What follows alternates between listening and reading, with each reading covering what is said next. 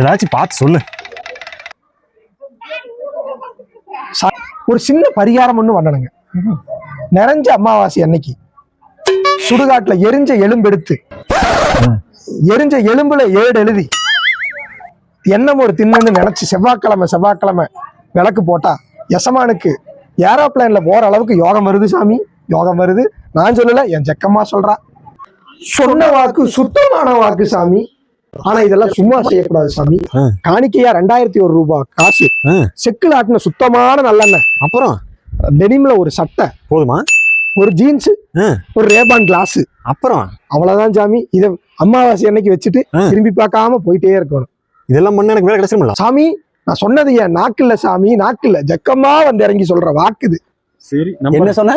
ஜக்கம்மா வந்து இறங்கி சொல்ற வாக்கு சாமி. ஜக்கம்மா வந்து இறங்குறதுக்கு நாக்கு இந்தியன் ஏர்வேஸா?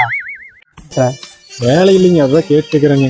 வேலை இல்லைன்னு கேட்கறக்கு அவர் என்ன கம்பெனி வச்சிருக்காரா இல்ல அவர் ஹெச்ஆரா? உன்னோட டேட்டா பத்தி சொல்லு. உன்னோட ஆதார் கார்டு கொடு. ஓகே. உன்னோட பேன் கார்டு கொடு. அதுவுமா? இதெல்லாம் சென்ட் பண்ணுவீங்க? குடு, நான் சொல்றேன். நாளைக்கு கோயம்புத்தூர்ல உனக்கு ஒரு இன்டர்வியூ இருக்குது. மாசம் 15,000 ரூபாய் சம்பளத்துக்கு. பரவாயில்லையே. அதை விட்டுட்டு குடுகுடுப்புக்காரங்கிட்ட கேட்டுட்டு இருக்க. ஏயா பொருளாதார பிரச்சனைக்கு குடுகுடுப்புக்காரனுக்கு என்னையா சம்பந்தம்? ஏயா இன்னும் இப்படியே இருக்கிறீங்க? நாளைக்கு காலையில 10 மணிக்கு கோயம்புத்தூர் போற, வேலைக்கு ஜாயின் பண்ற. ஓகேவா? ஐயோ, கையை கொடுங்க. ரொம்ப சந்தோஷம். உன் பிரச்சனையெல்லாம் முடிஞ்சுதா? ரொம்ப நன்றிங்க. பேமெண்ட் பண்ணிட்டு போ. எனக்கு ஜிபே பண்ணலாம்ல? ஓ சூப்பர் பண்ணிடு. எனக்கு ஜிபே பண்ணிடு. சரி, வரட்டுங்களா? சரி ஓகே சாமி. பரிகாரமுங்க. பரிகாரம் பலாயிரம் போய்